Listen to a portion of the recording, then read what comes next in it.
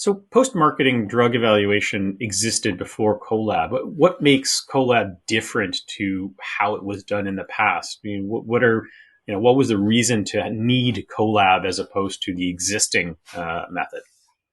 Yeah, that's great. I think like much of our healthcare in our country and its review, a lot of it is done in a siloed fashion. And so groups would gather data and take a look at their questions and answers and do it in isolation, which was necessary at the time because we didn't really have any other means.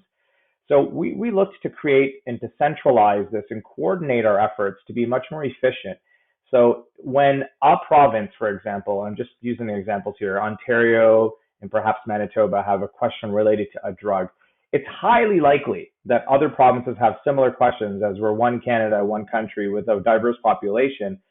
One province's issues is typically another province's issues as it relates to medicine. And so having this ability to work in a coordinated fashion to answer post-market questions is really the key.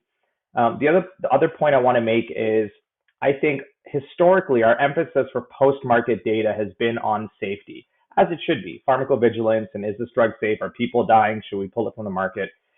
As our infrastructure has grown, as the acceptance of real world evidence has grown, as its availability has increased, there is an increased willingness from the system to take a look at not only safety, but effectiveness. Is this drug actually working? What you do in a clinical trial versus what happens in the real world is many times different. And so, are we able to, in a coordinated fashion, answer those questions? And that's why I feel CoLab and the needs of why we're doing what we're doing has changed versus what was done historically.